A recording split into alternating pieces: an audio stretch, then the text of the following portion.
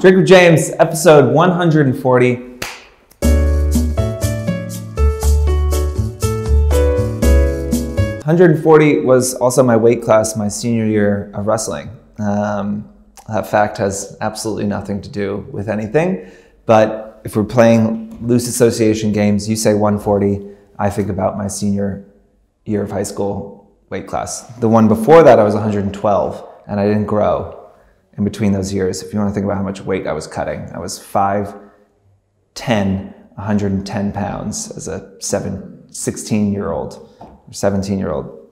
It was unhealthy. I lost 4 teeth from malnutrition. I had 30 cavities after the season. Wrestling's great. If you guys have kids, you should have them wrestle. It's a very healthy sport that encourages body positivity. It doesn't. It's terrible and it's ruined my entire life, but I wouldn't trade it for the world. So, episode 140. It's sunny kind of out still. So it's nice. We're kind of like pulling ourselves out of the gloom. I feel like honestly this year in New York, the winter has been fairly mild, and I don't find myself as like hungry for spring because I just don't think we've gotten like beat up as bad as we have before. But happy to have the light coming back and actually see the sunlight more than 10, 15 minutes a day. Here's something. We're counting down. We only have a couple more shows in this office. Right. Yeah, we only have a few more shows in this conference room. We are moving in 2.5 weeks. Team doesn't know this, but we might have to remove the walls of this place before then. We might potentially reusing these glass panels, so they might be coming and getting those before. So we could be here next week and have no glass. Every time the show happens, there'll be like less and less behind me. But that's been unbelievably stressful. Building this office has been hard. Let's just say that. It's been hard. But we'll be excited to move. So yeah, 2 more? I don't know. We're moving April 1st, so that's a Monday. So 2 more. We'll have 2 more after this. 2 more after this, yeah. So 2 more in this office, and then we have a new location. Maybe. We'll see what happens. Okay. Let's just jump into questions. We got some fire today, I'm sure, but the intro is not going to be it. So,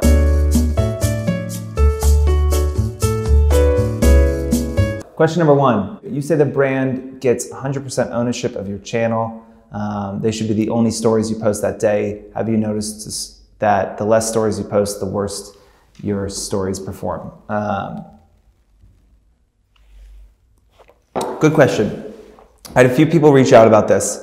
I want to refine my position and explain myself a little bit better. I am not saying that if you were doing a post for a brand, that should be the only story that you do that entire day.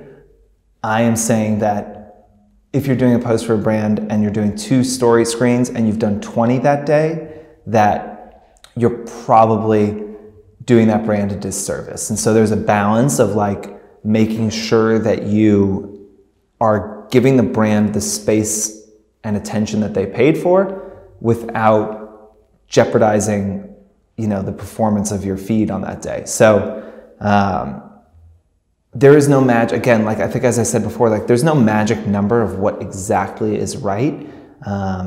It's just, I think, asking yourself, do I feel like if I was the brand and I paid for this, would I feel happy with it? Would I feel like it was well integrated into your day? And that's another thing. It's not just like how much or how little, how many or how few stories that you post that day in addition to your sponsored. For me, it's about how it integrates into the larger story of that day. And I think, as I said before, if it's like I'm at brunch and then boom, here's like a sponsored post, and then I'm at, meetings or running around or working out and it just goes on, then it does feel more like just a commercial where it shouldn't. It should feel engaging. And so like, I think thinking about that, and if it's a skincare post, making sure you're doing it in the time that you would normally be doing your skincare routine, just being a little more considered about how you're integrating that brand into the day. Now, do I notice that the fewer stories you post, the worse they do? Not really. Again, it's kind of person to person. I think the thing that we are starting to track more and more is what is a person's average like fall off rate on their stories. So if it's, if you did 5 stories in a day, how many views did you have in the first one versus the last one? Which for us is kind of telling us how engaged your audience is. Are they getting to your stories and just being like, nope, don't like this person, and like, doing a hard swipe over to the next person? Or do they sit and they watch every single one? Another thing to think about as far as sponsored stories goes is that, you need to think about how you are going to, again, create something effective for the brand and for your audience. So if the brand is giving you a link, a trackable link on your swipe up, what that should trigger in your brain is they are going to look at how many people swipe up on this story, right? And let's just say, to keep the math simple, they paid you $2,000 for a post and 10 people swiped up on your post, okay? Now they've paid $200 per visit. That is very expensive. If you think about like average Facebook click-through, I think is, let's say it's $2 a click. So if you were gonna perform as well as Facebook, for that same $2,000, you should get 1,000 visits. Now that would be pretty high for an influencer, but if someone's giving you a trackable link, know they are looking at that, and know they are looking at how you did versus everyone else in the campaign. And it is pretty hard to justify a price if I'm looking at the trackable link and saying, oh, only 14 people swiped up and they have 100,000 followers. Like, there's no one that's gonna look at that and say like, you did a great job. Think about your stories, especially if they have a swipe up, and ask yourself like, how am I going to get people to like flick their thumb up and check it out? Because your job is not to put the link in your story and hit publish. Your job is to get people to swipe on it. And I just think that fundamentally influencers misunderstand that. They think my job is to hit publish on my Instagram post and to hit publish on my story, and that is it, and is 100% not your job, right? Like, brands are paying you because they want the money they give you to turn into more money. If the money they pay you doesn't turn into more money, then they're never going to work with you again. And it is hard to track sales on Instagram, and I don't think Instagram is a good commerce platform in general. But looking at overall trends, if I'm a brand and I made $1 million last year and I spend $500,000 this year on influencers and I make $1 million again, do you think I'm going to spend $500,000 again the next year on influencers? No. And that is existentially the biggest threat to this entire industry, is that this stuff stops working or it gets too expensive for it to be justified. And I think influencers, again, just fundamentally don't understand their larger role in advertising campaigns and what they need to be thinking about when they hit publish, which is, how am I getting people to, one, go to this place and eventually buy this thing? And before you go and hit publish, you know how we always say, like, ask yourself if this is going to, be of benefit to your audience. Is it going to educate them, inspire them, or entertain them, right? Also ask yourself, if this is a sponsored post, do I think I'm doing a good job of selling this? And is this, the way I talked about this, going to create some kind of action in my audience? It is fundamental to your job. You're a salesperson. You're being paid to sell shit, and you need to be considering this.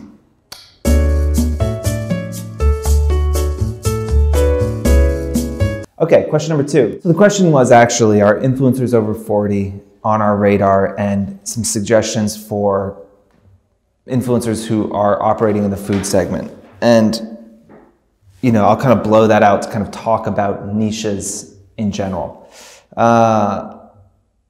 One, short answer to the first part of the question, we definitely are looking at influencers with older audiences. A lot of the purchasing power in the United States is locked up in, people that are over the age of 40.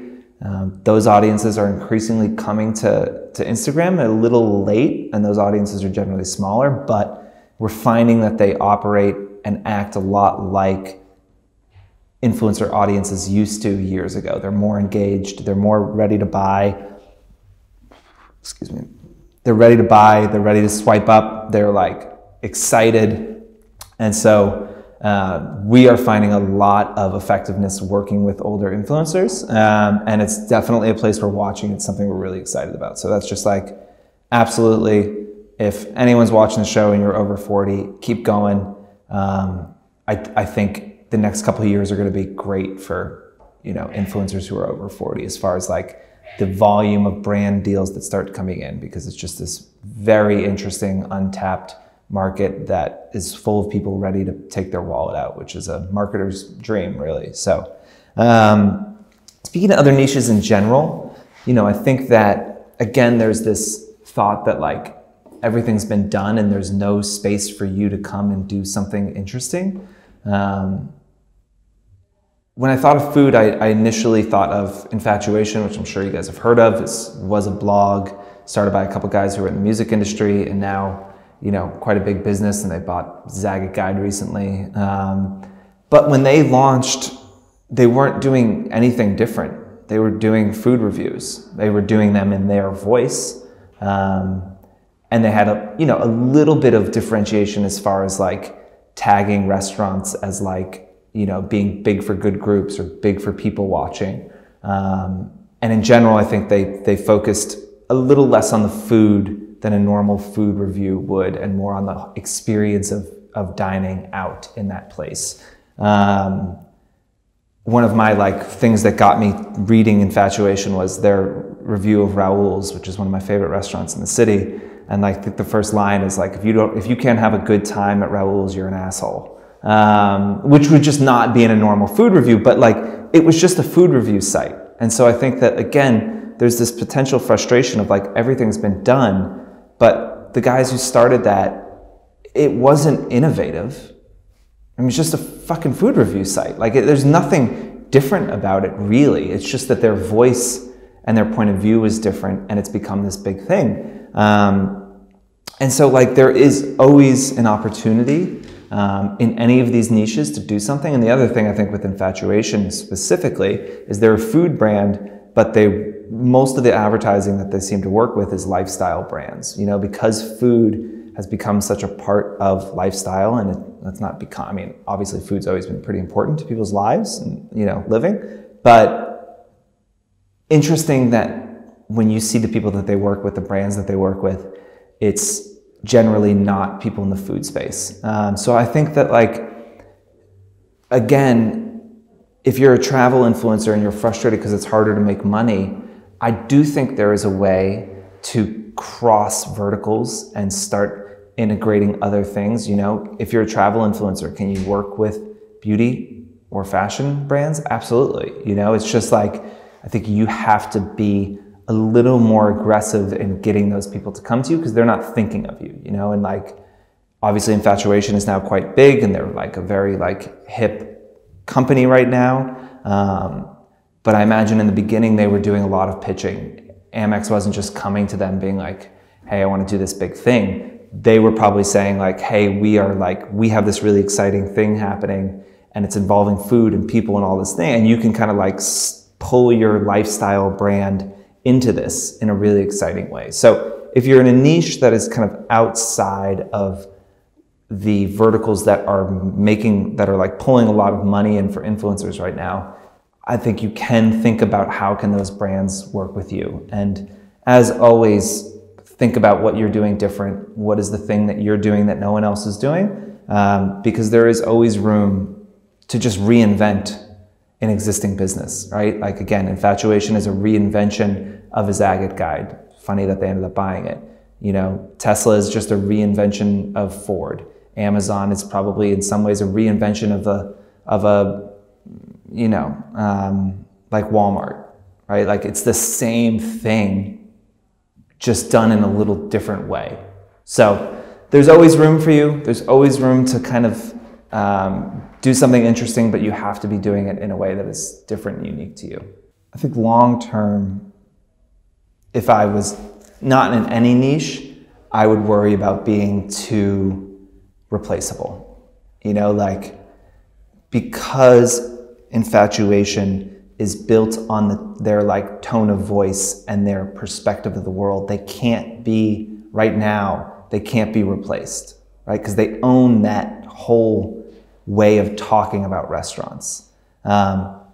So they have a really good like defensible position as far as a business goes. If your brand, and that brand can be your Instagram feed, is just like plain white toast, okay? Nobody's mad about toast, but like not a lot of people are super passionate about it either. That's actually probably not true. People do really like toast, but probably not white toast.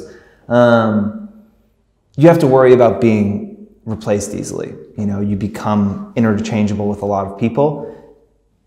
You know, things start to kind of like commoditize and prices fall, right? If you're not in a niche and you don't have something super specific that is specific to you, then people can kind of price shop and say, okay, I'm looking for like an LA blogger who's like, you know, wearing high pony and Adidas track pants all the time. And it's like, okay, there's 1,000 of those. So, you know, you can kind of price shop a little more than you could if you have something really specific and unique that you do, because you can kind of hold your ground and say, this is me. And if you want me, you have to pay a premium for that. So.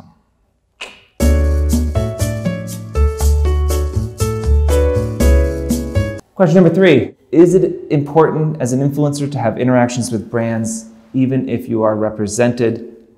Yes. Next question. No. It is 100% important for all influencers to have relationships with brands, especially as you get bigger and you're represented. Let's say you have 500,000 followers and you're paying $5,000 for a post, right? And I reach out to you and your agent responds and we negotiate and you post and great, cool. I've just given you $5,000 and you can't even be fucking bothered to answer an email and just say like, this is so exciting. I love the brand so much. I'm going to kick you over to my agent and like, hope this works out, blah, blah, blah, blah, blah. I think that like as an influencer, you need to insist on having the relationship because that is really all you have. And again, like as we were talking before about this stuff becoming commoditized, don't fool yourself in thinking that the influencer space is not going to be commoditized.